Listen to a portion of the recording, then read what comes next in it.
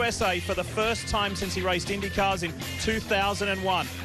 The autographs, the photos, this has been incredible to have Alex back in North America. Of course, in 2001 at Euro Speedway Lausitzring, the most horrendous crash you've ever seen in motor racing, where he tragically lost both legs. He did not give up despite almost losing his life, and he came back from that adversity, from that tragedy, to become a Paralympian. His story isn't compelling. It is fascinating. It is moving. And this is one of the most incredible human beings, folks, you could ever meet.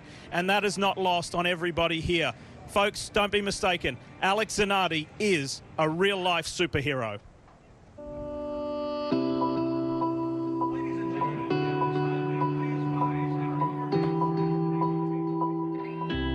You have said in the past that you would have never wished for what happened to you in 2001. But in retrospect, it may be the greatest thing that has ever happened to you. I'm an optimistic guy. It's difficult for me to think disaster, you know. I always tend to believe that things will be all right. If I could go back in time, for sure, I would be very curious about what my life would be today with legs. But I don't think I would take the trade, because I was able to turn what happened into probably the best opportunity of my life. Alessandro Zanardi was third at the turn, the Italian eventually going on to take gold. 6 Paralympic medals, 4 of them gold. Had somebody forecasted that to me a few years before, I would have asked him, hey, what have you sniffed? What have you smoked? I'm a race car driver. What do I have to do with the Olympics? But sometimes you actually surprise yourself in doing things that you would have never imagined. This isn't your first 24-hour race with BMW, Spa in Belgium several years ago. What did you take from that event that you will use here in Daytona? Of course, at the time, I had my prosthetical legs on. Actually, that was one of the biggest problems. My foot is like this. My foot cannot turn because it's leaning up against a flat surface. For me to push the brake pedal with my prosthetical leg granted me more freedom to move my hands over the wheel, but I was not capable with the same kind of quantity of driving as my teammates. It was difficult, and I had to rest. We decided that I had to step into the car with no legs, basically not stepping, getting in somehow. People are very inquisitive for you in this race and your BMW teammates. Talk us through you getting in and you getting out. Alex looks like he's ready to roll. It really looks like a dance. It's quite artistical.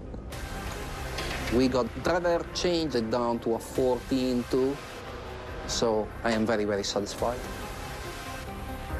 Doing an endurance race with hand controls only. You've described yourself as Jimi Hendrix, playing with both hands. True? You're that busy, I imagine? I'm not that talented, but to work independently with his fingers over different chords or buttons. This is the throttle. Yep. This is the shifting mechanism. Yep.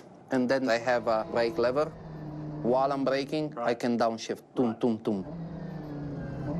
Every day I have to adapt. It's my life.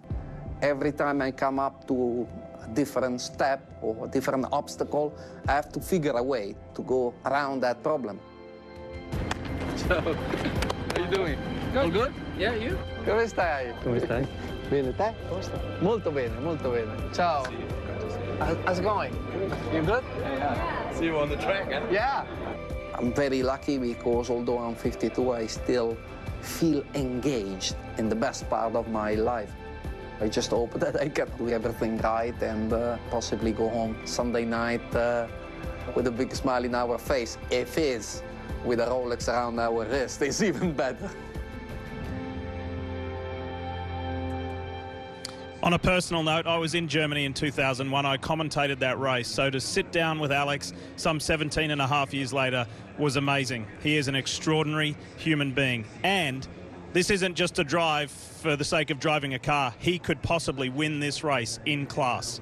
He is a serious contender in GTLM. So too are